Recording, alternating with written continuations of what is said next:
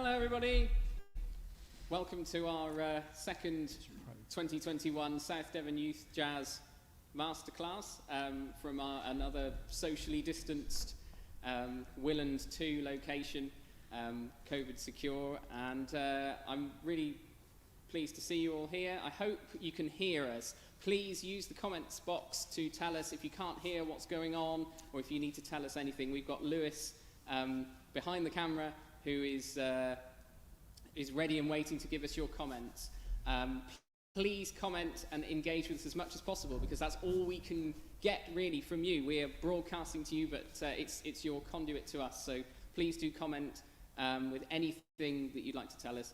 Without much further ado, I'd like to introduce Ed Lieker, who is head of Woodwind and Jazz at Wells Cathedral School. He's going to be running our masterclass today. We've got a couple of tunes lined up for you, and I'll introduce the rest of the band later on, just to say thank you at the end. But without further ado, I'll hand over to Ed Lieker.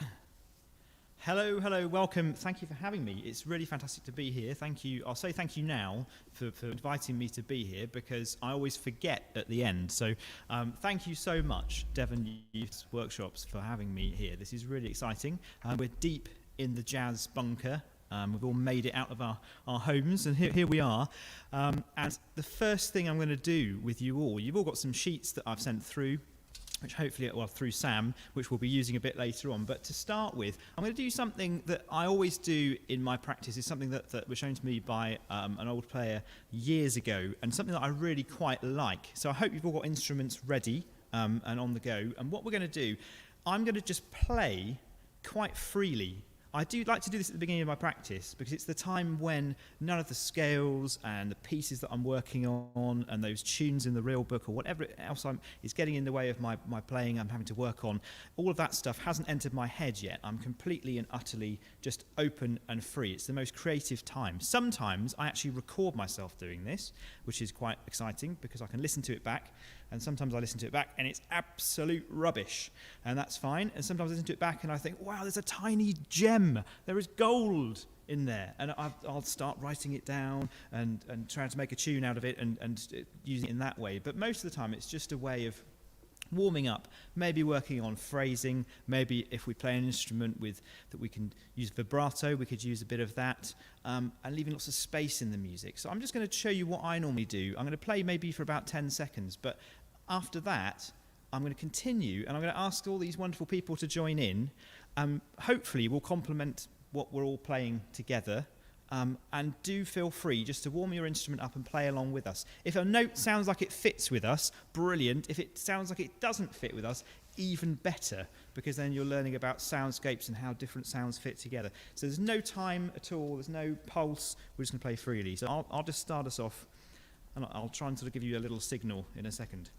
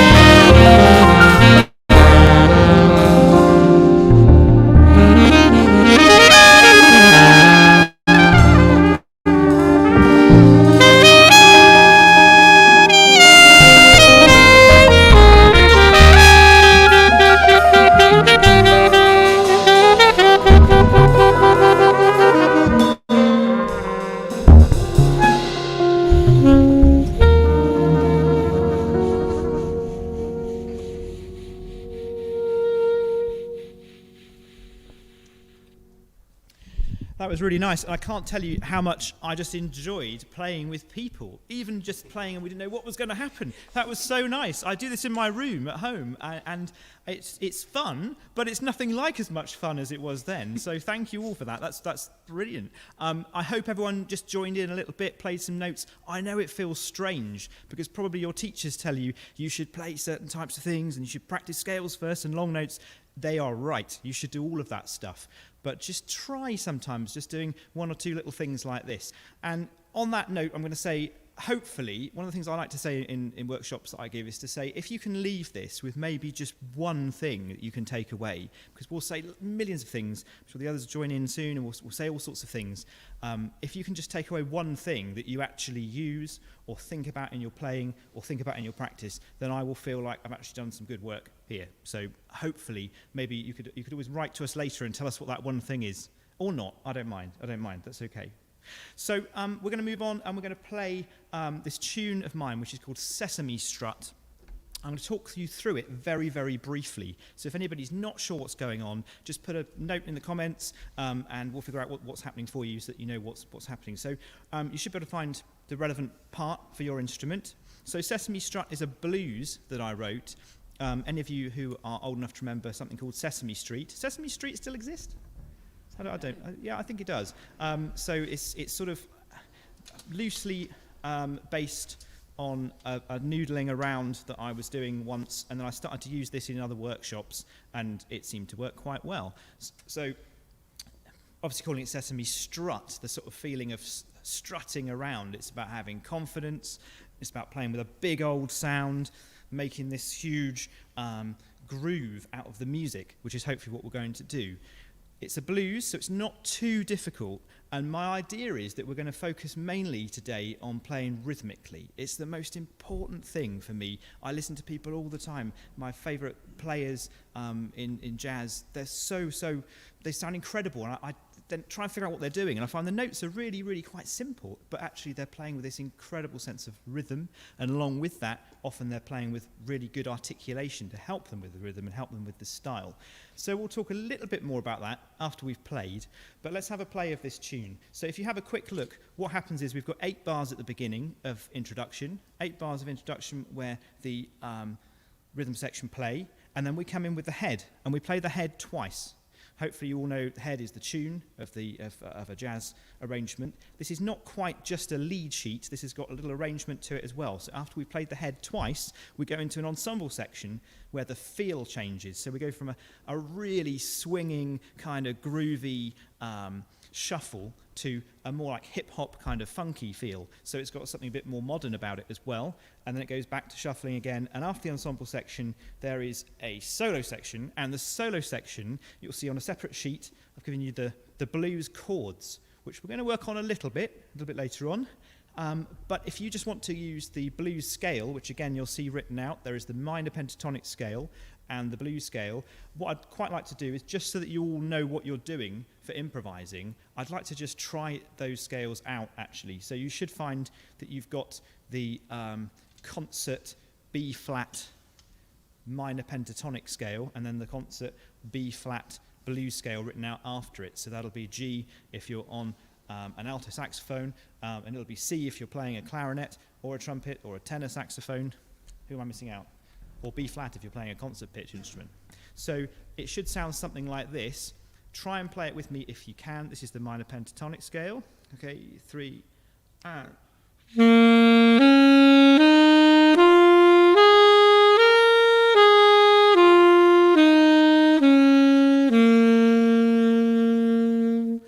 So simple in many ways, but so complicated in others. This is something that I find sometimes I'm teaching some of my pupils who understand quite advanced jazz theory and harmony, and I say, oh, that bit's just a pentatonic. And they say, what? What's that? So actually, another thing that's going to be about today is taking you to the basics and the core things, the foundations, the building blocks. So it's never a bad thing to practice these things. Let's play the blues scale now that's next to it. So 3, and...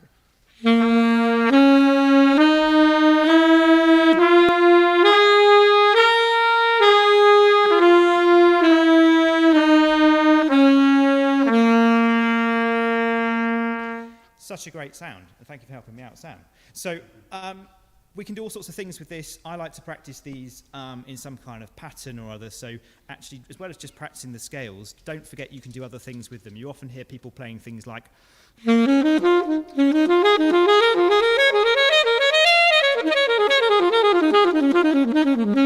those kind of things. It's really useful to play those kind of things just to get them right across the whole range of your instrument, whichever instrument you're playing, and to really get them under your fingers. So you can use that to improvise. I'll direct the solos. What we'll do is I'll take a solo first of all, and then I'm going to direct a solo to somewhere else in the band. I haven't decided yet. That's the fun of jazz. I just haven't decided. So keep them all on their toes. That's the fun bit. And then I'm going to point over here, and this is for you folk to have a go at playing.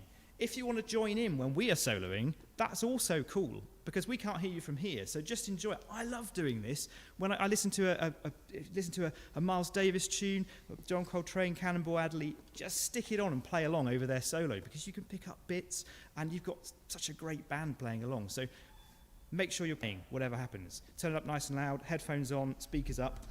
This is Sesame Strut.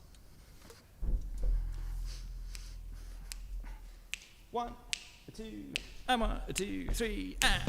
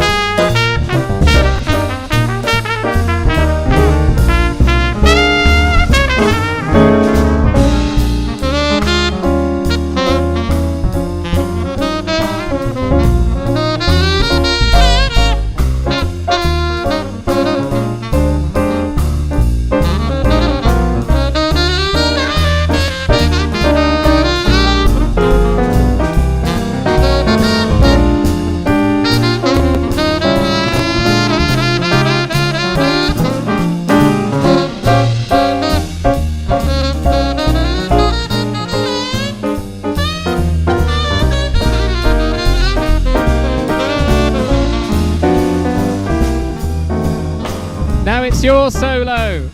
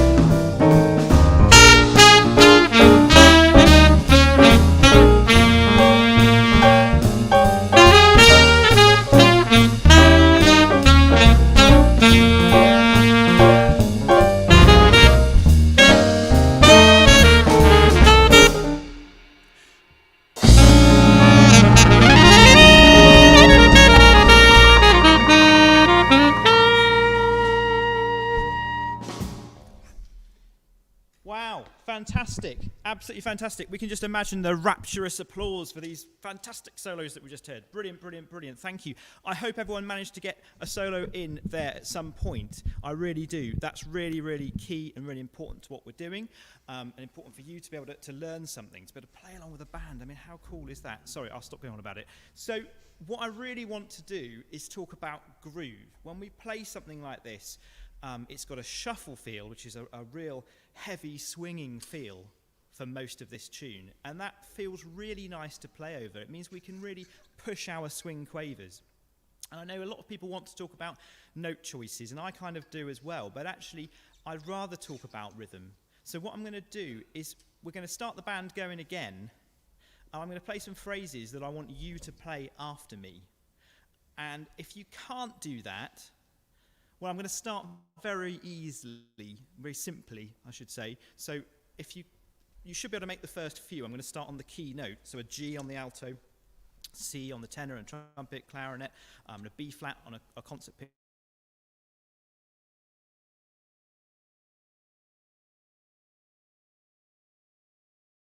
Get the phrases. Don't worry, you could just play a response and improvise something. And remember, because you're at home, it's actually even better just to try things out. If you were in front of a class of people, that's really important to try it that way. But actually, in this way, you can probably be more experimental. And then we're going to try and get Sam to do something exciting in a minute. He doesn't know this yet. Right, so evil laugh. So we're just going to play straight into the solo section.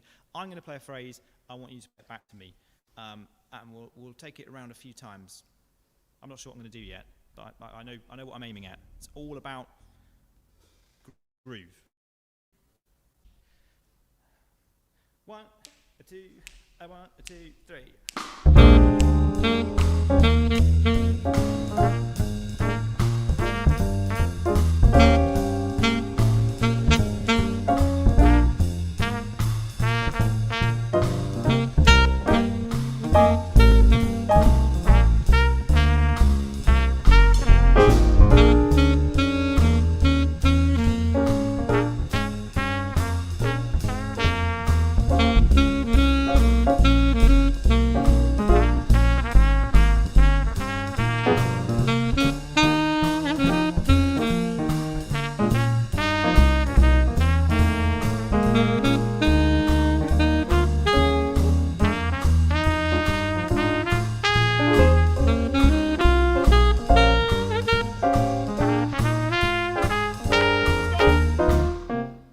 Check at this point. If everyone was here, I'd be saying, oh, I wonder how this is going. I'd be checking out how people were doing. I'm hoping everyone's doing okay. And if you haven't figured it out, I'm using basically the minor pentatonic scale that you've got written out at the bottom of that solo sheet. So it should be fairly straightforward. And it's a scale that you probably know quite well. So actually, it should be fairly straightforward. How are we doing then? So what I'm trying to do is make certain types of sounds. And as a blower, I mean, you can try and replicate this if you're playing piano as well, or double bass. But as a blower, what I'm trying to do is try and make certain shapes by articulating in a certain way. So using my tongue in a certain way. So it might be how you use the feel or the touch on the piano, how you're using the bow on the violin. Have we got any violinists? I'd love to think we did. Who's playing the tenor who also plays violin. So get your violin out, for goodness sake. For goodness sake, it'll free up everything you're doing, I promise. And what we're trying to do is just get you to play absolutely bang on in time. I'll bet there are some people who are playing and copying the exact notes I'm playing, and they're going, yeah, I've got this, it's fine. Is that you? Is that you? Are you out there? But actually, it's not in time. So we're going to do a bit more. I just want you to think a little bit more about that and about how that works. 1, 2, 1, 2, 3.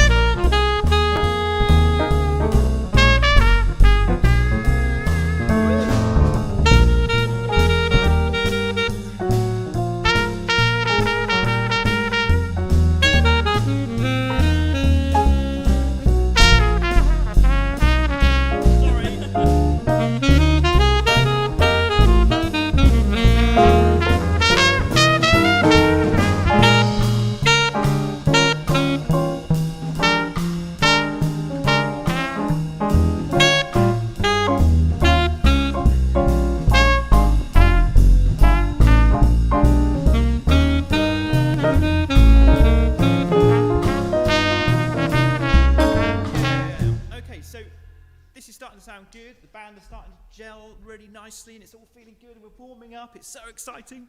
Sorry, my excitement's just too much, but it's not. I love it. It's brilliant. I've started to make mistakes, so all good. I didn't notice. No, I did. It's all good. The phrases were getting more complicated though, and we're having fun. I really hope you're having fun. I wish I could see you having fun. It's all good. So this thing about rhythm is so important that actually probably you've been in workshops before where people have talked about playing one-note solos. One-note solos are great because you don't have to think about anything except for the rhythm. And the rhythm for me is the important bit. It's the difficult bit. So what we're going to do is now we're going to test out Sam. He's right here. And what we're going to do is we are going to play the B-flat blues and we're going to ask him to play a one-note solo. And we're going to pick some random notes for him just to prove that it's not about the note choice. It is about the rhythm. This is something I did once with a coaching session I was doing with a band at the school where I teach, and we had quite an advanced piano player, and he was playing this solo that sounded so cool actually to the uninitiated. It sounded really cool, and after a while I just stopped him. I said, "You're just playing anything, aren't you? This sounds like a really complicated scale, but you actually have no idea what you're doing, do you?" And he stopped. And this guy's pretty advanced. He's a sixth former. He does Junior Royal Academy of Music, the jazz course. He's a serious player. He stopped and said, "No, I'm just playing anything, really. It just seemed like a good lark to mess around." So I made him do this. And after about 5 minutes, he said, "Yeah, that's really hard. That's really hard." So I want you to try this at home as well. So it's a concert B-flat blues. So I think we'll ask Sam to improvise using a B natural. That sounds like a nightmare, doesn't it? I would say. Thanks, Ed. But it's not a nightmare, not for someone of this level. So let's have a listen to what he does. And join in on any note after you hear what he's doing. We'll give you a whole chorus, I think. 1, 2, 1, 2, 3.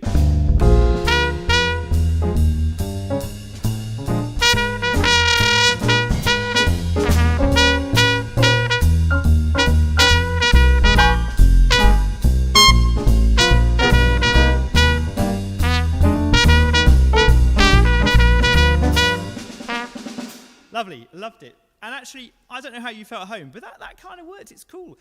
Next, we're going to give him a concert E natural in the B-flat blues. 1, 2, 1, 2, 3, go.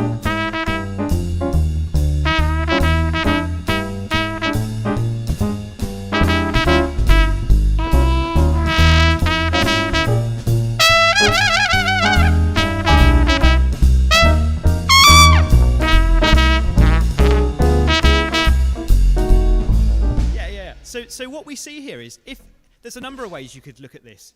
Thanks, Sam. Sounded great. There's a number of ways we could treat this. We could either say, well, if we play what we think is a wrong note, we could just stick with it and just play it for a whole chorus, whole time through the blues, and just see what happens. Or we could actually intentionally do something like that. If one guy is playing a solo next to you, or girl, and they play something very bluesy, and you think, I know, I'm going to play something that completely contrasts with this. Now, let's take it to another step and see what you could do with it. Sam, pick up your trumpet again.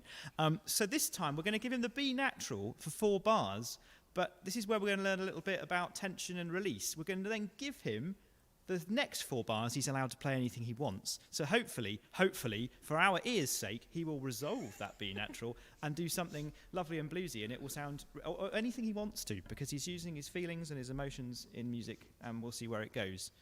So he's going to totally crunch for 4 bars, then he's going to stop crunching. Join in if you want, really do. Pick any note, just honk along. Honestly, if you play rhythmically, you'll be amazed how good it sounds. 1, 2, 1, 2, 3, go.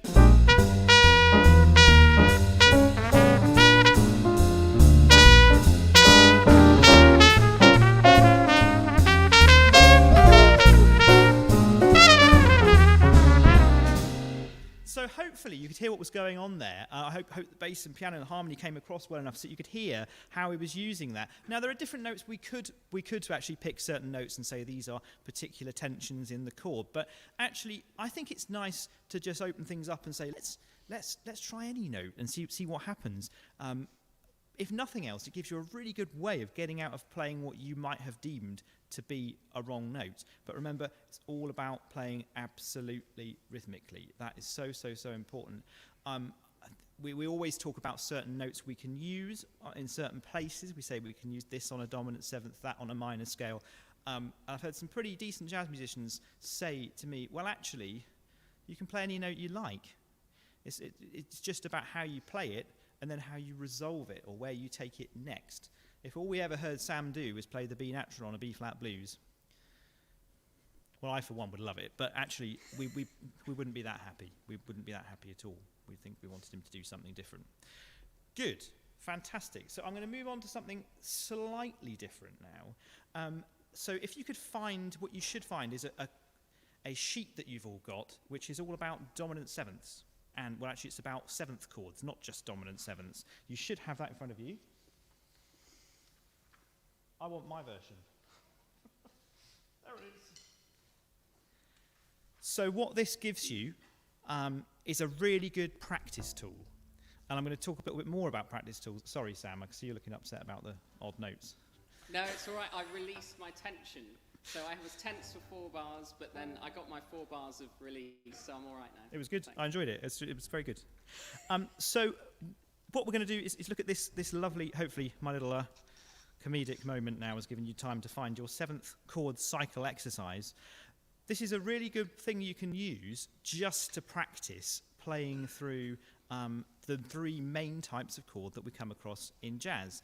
And again, you might look at it and say, oh, yeah, I know about dominant 7th chords, I know about major chords, I know about minor chords, but do you know all of them? It's a bit like saying about the minor pentatonic. You think you know it, but make sure it's something that you absolutely love and play perfectly. So just as an exercise, you could do this. We're going to look at the middle section. We're just going to look at the dominant sevenths, not the major sevenths or the minor sevenths, because dominant sevenths are used a lot in the blues, as we've just been playing, and they're the most interesting, colourful chord out there, I think. So you could just say, well, I'll do this. This is quite fun.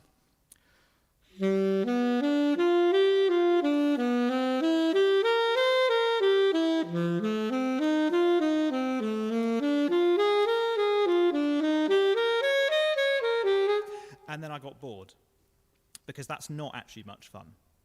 Now, it's a really good thing to do, to play it absolutely in time and play it absolutely carefully and make sure that everything is absolutely learned, and that's what you should do to start with. But I'm going to give you a couple of ideas of how you can use this to extend your knowledge of these basic chords. Now, before I do that, I'm actually just going to talk about a practice tool that I think there's at least one person definitely on here who knows me and knows I talk about this, so I apologise straight away for going on about this again. But one of the things I absolutely adore, if that's a good word for this, is using a drum loop app. Let me just take a poll.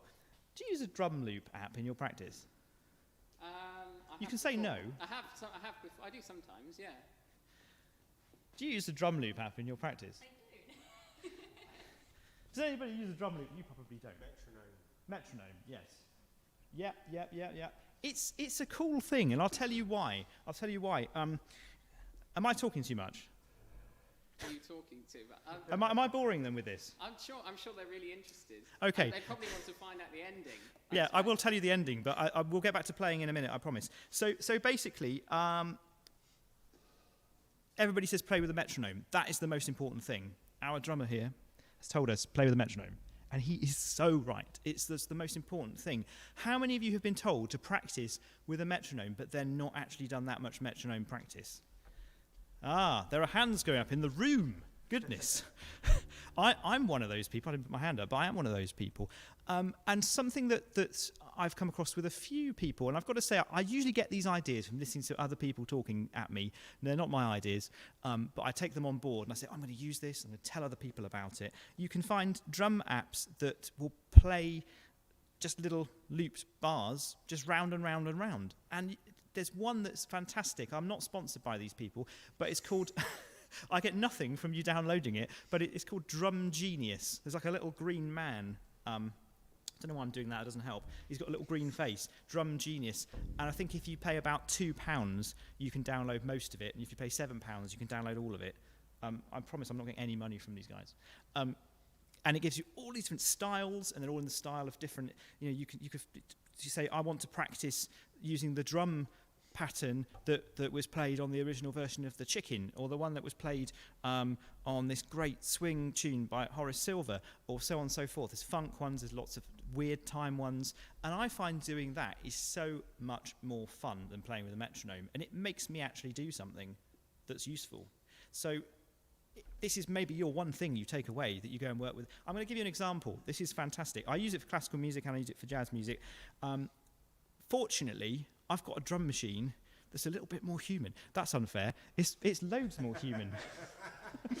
The great Gary Evans is in the room, and he is going to be my drum loop machine. So I'm going to show you the kind of thing I do. So I take the dial. I'm going to have to speed you up and slow you down. So basically, I'll say, how do I want to and what I absolutely love doing is playing stuff like this with a funk groove, because it's nice and strong and it's fun. So I like a funk groove, please. Go.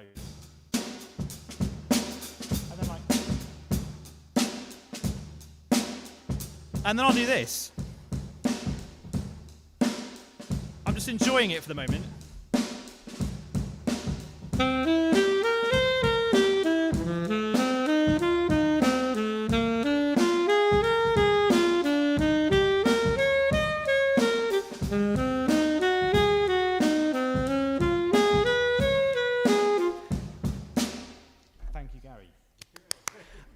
So that kind of thing, and that's quite basic, but it's more fun than doing it with a metronome, and it helps you with a sense of style as well, really. Now, if I say to him, if I say to my drum loop, I'll now play something with a swing.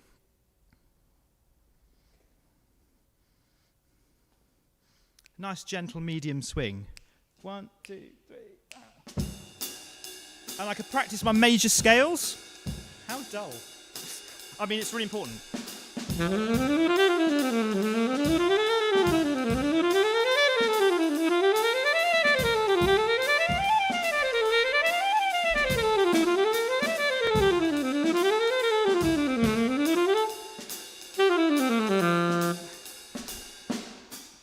you. So on and so forth. And it's a really fun thing to do. Then when I've done all of that stuff, which is really important, then I just do this. Just the swing again, please.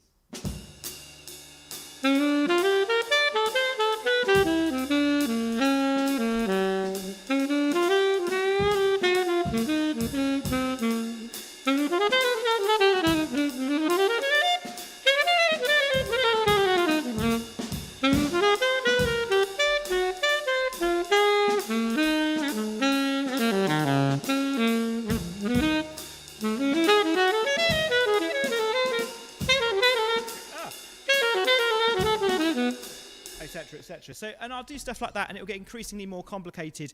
And over time, I'll do things that actually have some sort of pattern to them, or going back to what I did at the beginning, just playing completely freely as well. It's just such a fun thing to do. Thank you, Gary. That must have been really dull for you, but it works, and it makes us do things. We have to say, do we want to be better players? Yes, we do.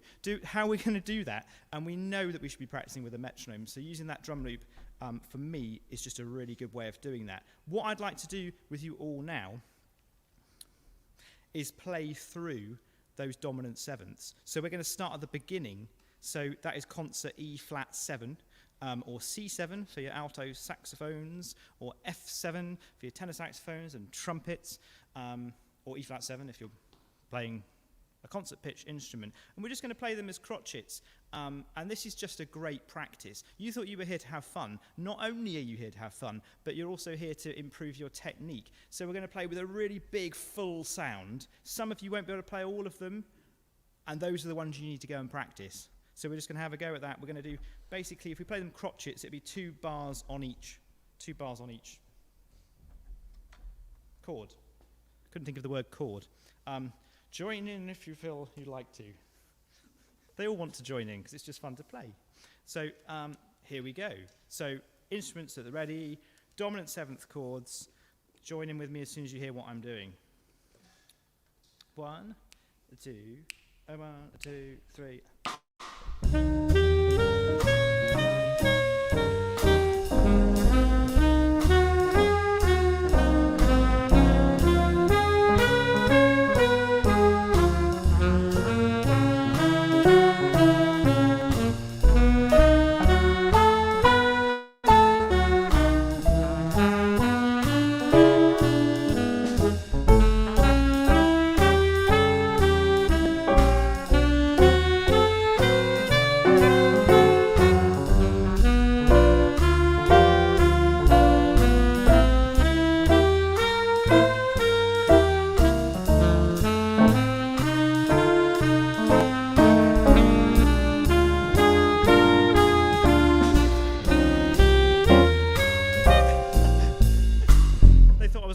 Again, and I didn't. I was going to. So I think they were having so much fun with it. That's what the thing was.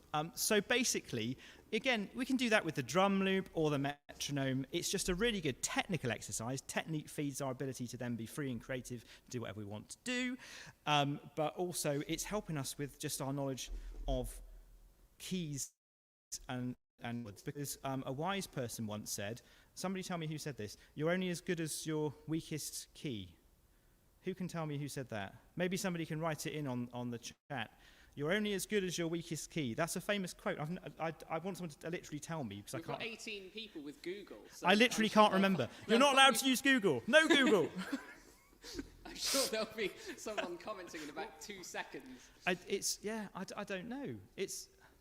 It's definitely a famous quote, but they're right. Lieker 2021. No, I wish I could. I'm full of these little sound bites, but they're not mine. That's the trouble. I can't lay claim to them because somebody will Google it and find out it wasn't mine. So yeah, you're only as good as your weakest key. So if you find, I mean, for me, I just hate and have done since I was yay high. I hate A flat major. Or A flat 7 or A flat minor. Anything with A flat in the title. Oh, I just hate it. So I force myself to practice in those kind of keys. And it's nice to practice a scale like we're doing with the drum loop, maybe just playing around, playing the scale or the chord, improvising using that, so on and so forth. But and then hopefully it becomes a bit stronger in your playing. And then when you come across an A flat, or when I come across an A flat, it becomes something that I just deal with, and it's another sound and colour that I use. So you're all thinking, where's this going? Let's stick with that dominant 7th idea. Here's something that's quite fun. If we take the dominant 7th, and now we say, well, we've done the basic thing, which gives us good technique. Good technique is good. All jazz musicians have good technique. Oh, that's not true. All good jazz musicians have good technique. That's true. So that's where we start. We need to be able to play our instruments. So we've done the straight bit. We can play it with a classical tone and all of that. What fun. I promise not to sing again. But then what happens if we take it forward and we put some rhythms with it? We can make up our own rhythms, but what I'm going to do is we're just going to stick to one dominant 7th. And because we've been working on a B-flat blues, it's going to be B-flat 7 concert. G7, so the final one on the list there, if you're playing an alto saxophone. C7, so the first one on there, if you're going to be playing a trumpet or a clarinet or a tenor saxophone, or B-flat 7. Got myself in a muddle then. Or B-flat 7, which is somewhere in the middle. The third one along, if you're playing a concert pitch instrument. And we're just going to stick with that one dominant 7th. Let's play it through together to make sure we know how to play that one chord. Just crotchets. 3.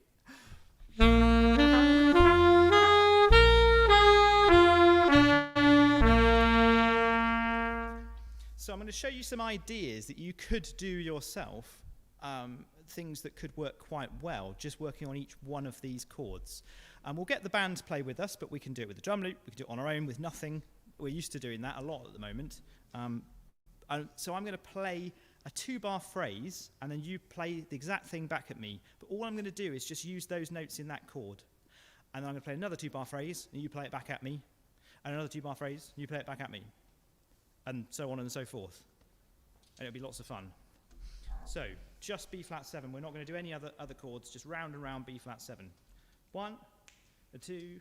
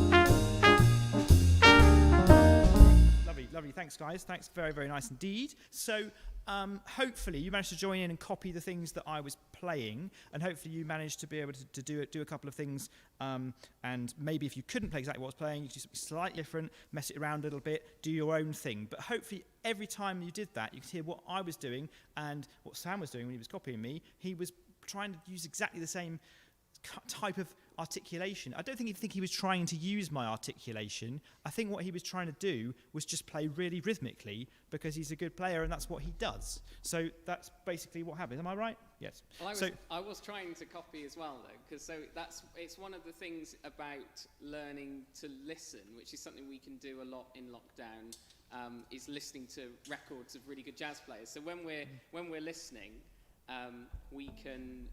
if we can copy every single thing down to the exact detail, it makes us better players. So I was trying and failing, because I did make a few mistakes, but I was doing my best.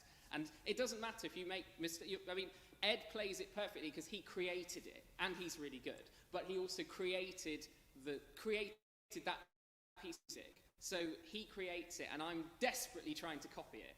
And it doesn't matter if you get it slightly wrong, because then you can go back and copy it again and get it right.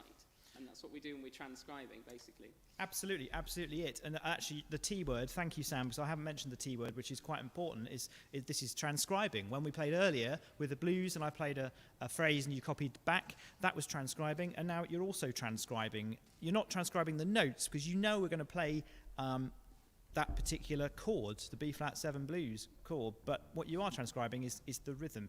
And as I said before, the rhythm really makes the style, I think. If you don't have a good rhythmic sense, then you don't play particularly in a stylish way. And the other thing that you will notice is that if you're playing a blowing instrument, that you really have to articulate properly. That's absolutely key. If you can't tongue, and don't worry if you can't tongue properly, there are so many people who can't tongue properly. For years I couldn't tongue properly. And then I suddenly worked out if I was actually going to sound any good at all, I'd have to learn how to do it. And I find people all the time who have taken grade 8 saxophone and grade 8 clarinet, and I'm sure the same goes for brass instruments and all other instruments, that we find people who can't actually articulate properly, they can't use their tongue properly. It's never too late to sort that out. It's just really, really important. Hope I've gone on about that enough. I hope that I'm not boring people with the level of kind of technique chat, but it's something that I think is really important and fundamental in trying to make us play in a really good style. So, as I say, hopefully you'll take something from that, even if it's just that you're going to go and maybe play the stuff that your teacher set you, and you think, well, okay, I won't do what he said, so I didn't like him, but I will actually do the stuff my teacher set me, because I think probably it's worthwhile based on what he was saying. So even that would be a complete and utter win for me. Good. So what I want to do next, and this is going to get slightly more complicated, I'm going to do a similar type of thing, but we're going to go around that dominant sevenths cycle, and this is around the cycle of fifths or cycle of fourths, depending on how you call it. I think often Americans like to call it the circle of fourths, or Europeans call it cycle of fifths. Sam's shaking his head. I'm not sure. Is it because I'm wrong, or because you don't know? It's because I don't know, and I'm hoping you're going to tell me. I'm sure that's the case. I'm sure it's the case, but I don't know. Different people call it different things, but it is that famous clock face circle that we learn when we're doing grade 5 theory, and it's so important in terms of how one chord leads to another, a dominant leads to a dominant, leads to a dominant, leads to a dominant. So we're going to use that cycle. It helps us train our ears, helps train our technique, and I'm now going to do some things for you to transcribe. So instead of just doing B-flat 7 concert, we're going to start on E-flat 7 concert. So that's C7 if you're playing an alto saxophone, an F7 if you're playing a trumpet or a clarinet. I live in fear of saying this incorrectly. I've said all that correctly, haven't I? No, yeah, good. I hate to sound stupid and sort of get that bit wrong, but that's absolutely right. So we're starting at the beginning of the dominant sevenths. So our lovely band are going to play 4 bars of each chord for us, please. And I will play you a 2-bar phrase, which you will then repeat, and then we move on to the next one. So we're really going to have our wits about us. If you want to just find the harder ones you can't play, you want to do a little bit of improvisation in your 2 bars, or if you just want to try and play it and completely fail, but it doesn't matter because you've tried, that's also fine. Okay, so this is the dominant sevenths cycle. 1, 2,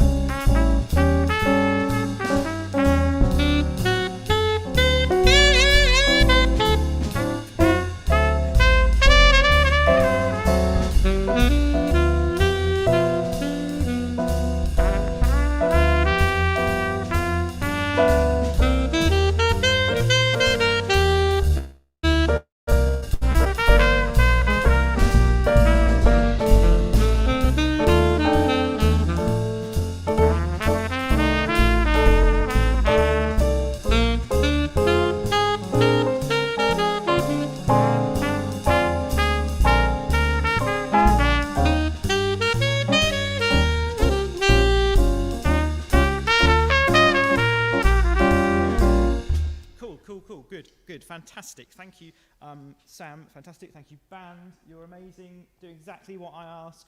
Goodness, I wish I had more people like this who just do exactly what I ask. It's brilliant. I love it. So, great. I hope you all got on okay with that. That's quite hard going around the whole cycle. I'm sure there's some people who just say, great, got it. But even then, I want you to sort of search deep within yourselves and say, did you really get it?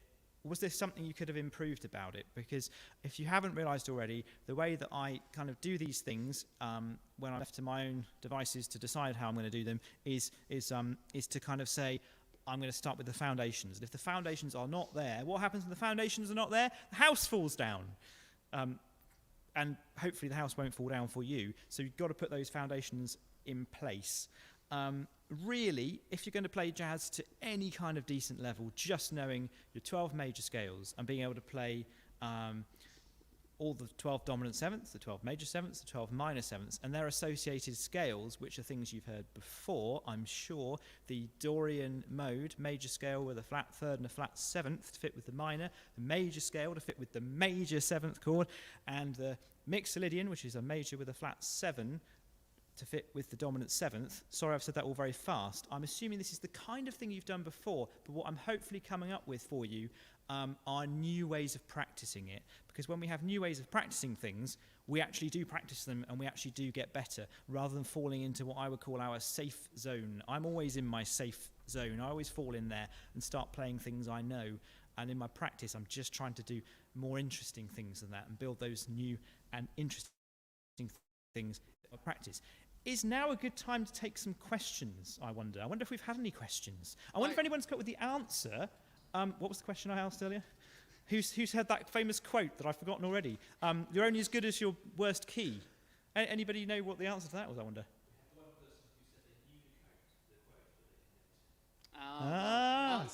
Answers on a postcard then. It's definitely out. It's someone really obvious. I mean, I wouldn't want to go out on a limb and say it was just like Charlie Parker, but it's someone like, as obvious as that, I think. But you can't imagine, knowing what you know about him, that he would have said that.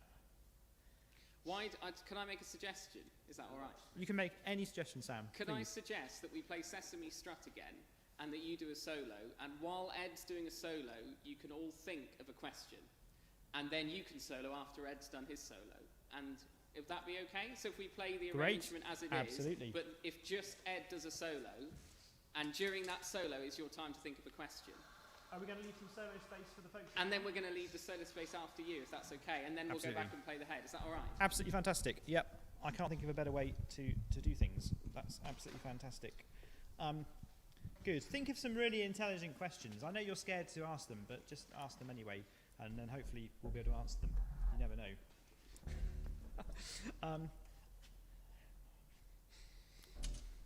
Okay. 1, 2, 2, 3.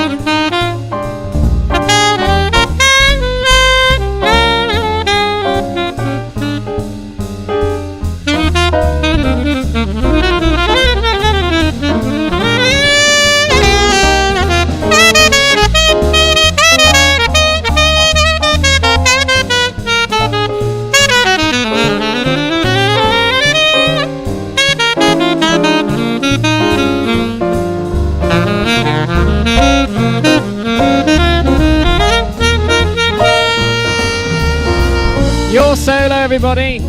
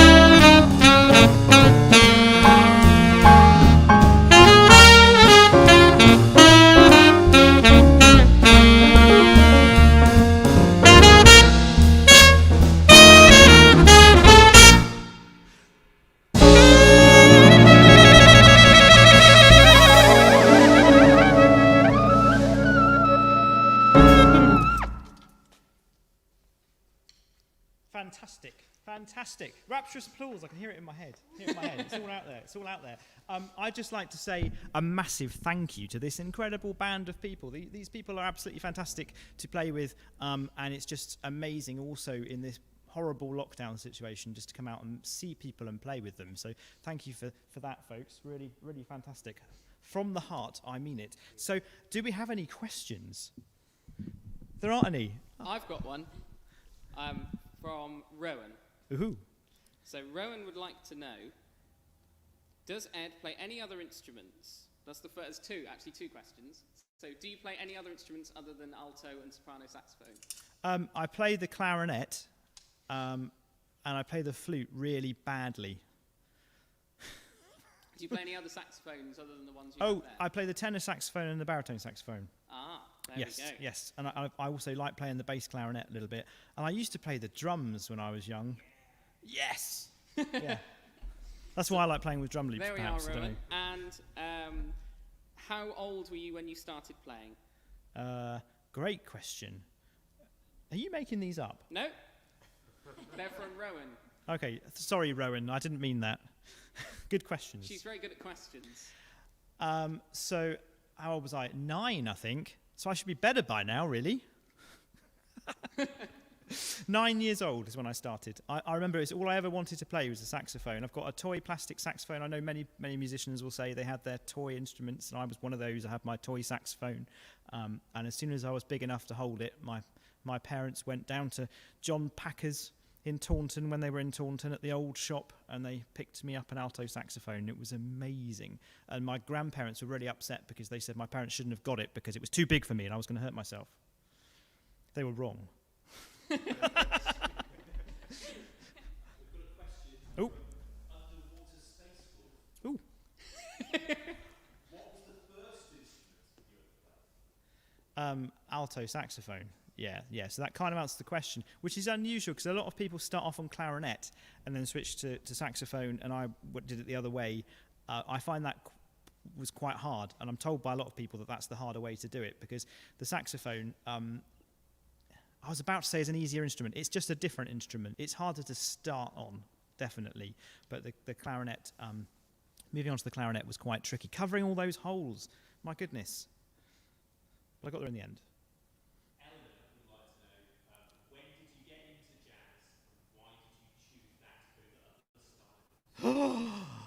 Well, I suppose I haven't chosen it over other styles. I play lots of different styles. It's a strange one, really, because I started off just like many people do, and I was just playing grade music. I started off with my local music service teacher, just learning grade music, and I didn't know much about jazz or pop or anything, and I played some Kenny G solos at home, which Jade will appreciate that. I played some Kenny G solos, which I thought were great, and I still think they're great. About to lose all my credibility with any musician stood behind me or to the side of me. And after that, I played some classical music, and I sort of got into the classical saxophone. I suppose that's why I'm really into technique. One of my favourite players of all time is Branford Marsalis. And I suppose I like to think that I try and be as much like him as I can sometimes, because I know that he practices classical music, and he plays classical music to a really high level, and he plays jazz music to an incredibly high level. And I think that jazz musicians, more than any other musicians, should be open. I won't say they are always, but they should be open to all styles of music. And if you look at my playlists of what I listen to, it includes all sorts of things. Really technical saxophone question. Oh, I hope I can answer it. Whenever I try certain Altissimo notes on my alto, I always end up either hitting a high note, a note higher than it, or just below it. Any tips? Right, so Altissimo Notes. We're on to straight up to the exciting and advanced stuff. Okay, so basically the key to your Altissimo notes lies in your low notes. You may or may not have realised this, because a lot of what we do when we're playing Altissimo notes is that we are controlling what happens with our throat. A lot of players don't talk about that, or they don't even realise it's happening. For some people, they play very naturally with a very relaxed throat position, and others don't. And it's one of those things a little bit, I'm sorry to be so sort of long-winded about answering this, but it's one of those things a little bit like scales and dominant sevenths, major scales. It's all of those simple things. I tend to set people projects to learn these things, and they say, yeah, I'm doing that, but they're actually not. So if you want to really master Altissimo notes, the first thing to do is to really get to grips with the overtones on the bottom of the saxophone. Hopefully you know what I mean by the overtones on the bottom of the saxophone. So hopefully I can do this when it's so cold, but we'll see. So if you play a low B, and then you use the low B, a B flat, and then I'm going to try and play the low B flat. Sorry if you're not a saxophone player. Then I'm going to try and play the same. I'm going to play the second B flat. I'll just do it, and you'll hear what I mean.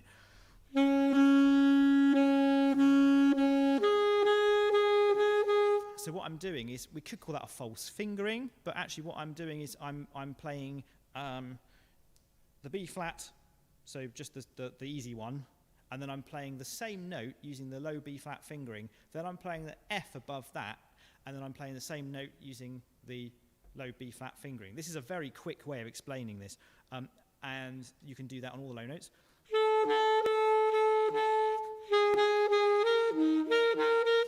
And you can work through them. And what we should really do, same way we're working on the dominant sevenths, is spend ages just holding long notes like that, and really develop a kind of relaxed feeling in your throat, and memorize what the position is in your throat as you're doing those different kinds of things. That's a really, really, really fast way of talking about something. If you're really into this stuff and you're quite advanced, check out a book by Sigurd Rascher. He's a classical saxophone player, but all the jazzers use this book. It's called Top Tones for Saxophone. Brilliant book. Brilliant book, yes? Yes. Do you have any other favourite? We've got a fabulous reed player here as well. Do you have any favourite books or exercises that you use for that? Excuse me. Yeah, mainly just that book, to be fair. And there's the Ted Nash one. I think it's Ted Nash, it's blue. That one's very good. And that's got some nursery rhymes in it, I think. Can you play it? Yeah. So basically just try and do it as often as possible, is my advice. But practicing those exercises will definitely help. Any more questions? Go on. Favourite scale? Goodness. I don't know. That's really hard. That's the hardest question I've had, I think. I really do. I think that's the hardest. I don't have a favourite scale. I like all scales. I really do like scale-it practice, because I find it does help set up a technique. But I'm just going to share one sort of final thing about scales. And this is something, again, that I heard from another player, actually. It's something I heard from a very famous, fantastic player who lives in the UK, Julian Arguez, who some of you might have heard of. And something he talked about was the idea of practicing scales as like pools of notes. So imagine you're an artist, and you don't have the colours in a particular order, or you don't have like a perfect round pool of red and perfect round pool of green and things like that. It's just think of C major not as starting on C. Think of it after you've done your first bit of practice. Think of it as just a pool of notes. So we could practice, C major could be this.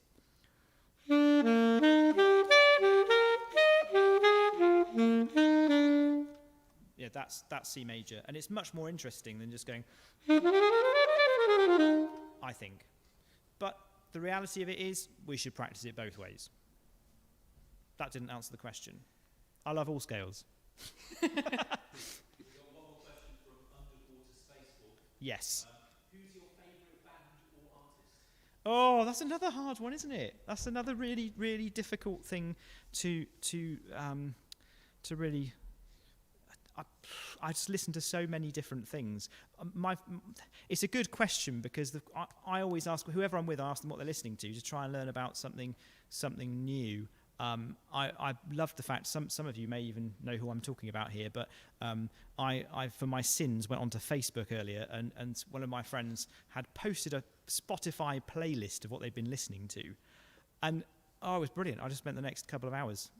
I was working, but it was on in the background. Listening to things I'd never heard before, and it was fantastic. I couldn't even tell you what half of it was, but it was really, really, really good.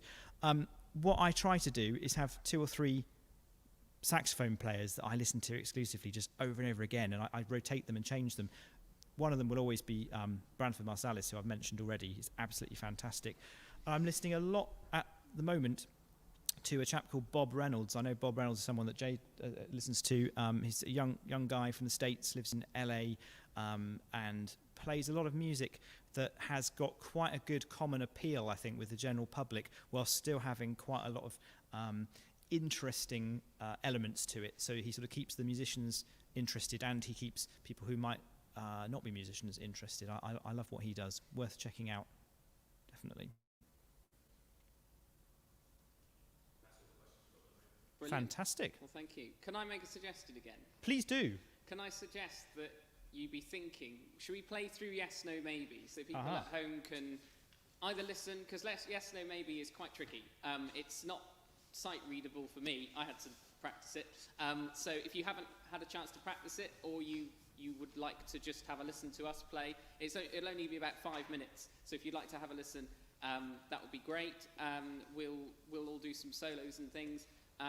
And I'd like Ed to be thinking about which was the best question. Oh. And then Ed can judge. After this, we'll tell you who the best question was, and then we'll wrap things up for today. So join in if you like. You could even just, while we're playing, you could even practice improvising over us. Like Ed was saying, it's quite nice to do that with records. If you put on your favorite, it doesn't have to be jazz, but just, practice playing along with people at this time when we're not able to do it, who are recorded. That's a really good thing to do. So I'll just say very briefly, because I know we're running out of time, but if you just, whilst you're looking at this, you'll see that it's got an arrangement to it. It's got a solo section and then an ensemble section as well. So what's quite interesting about this is it sort of showcases something called a 1-6-2-5. So if we've been used to working with a 2-5-1 chord sequence, this really does use the 1-6-2-5 a lot in it in various places. So watch out for that. And it's slightly awkward in that it starts on the second bar of the form, and it's slightly awkward in that it's sort of in 2, not in 4. So this is called Yes, No, Maybe.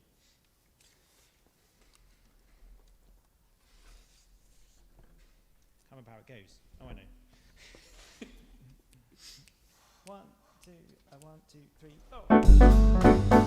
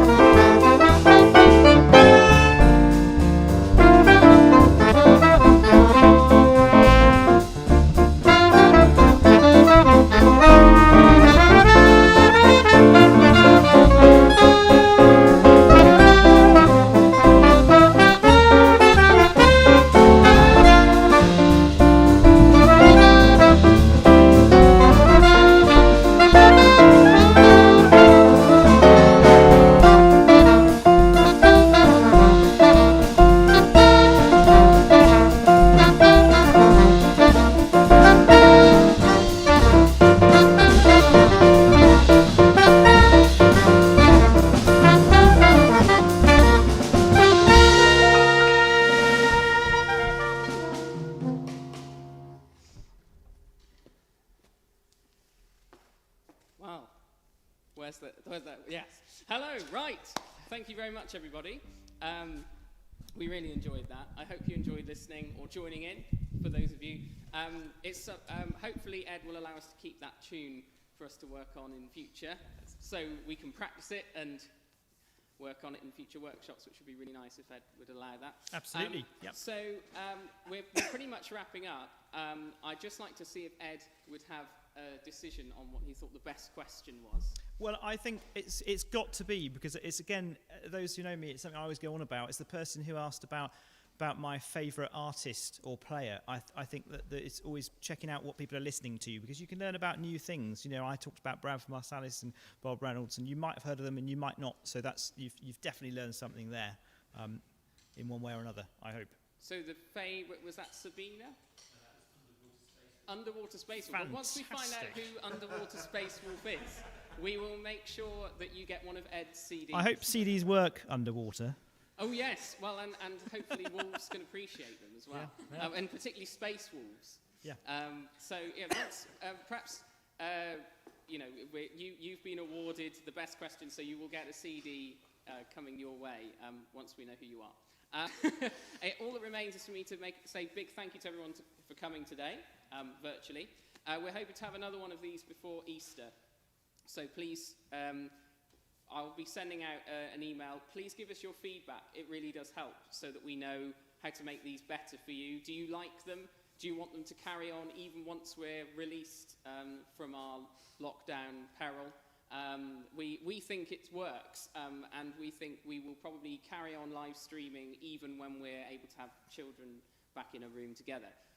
But please do give us your feedback. It really helps us to know what to do for you, really. So a big thank you. I'm going to introduce the band now. Big thank you, firstly, to Ed, who's given us a fantastic workshop. Thank you for having me. A big thank you to Jade, also on the tenor saxophone. A huge thank you to Gary on the drums. A huge thank you to Jim on the bass. And a big thank you to Martin on the keyboard. And yes, so we will be in touch. We're hoping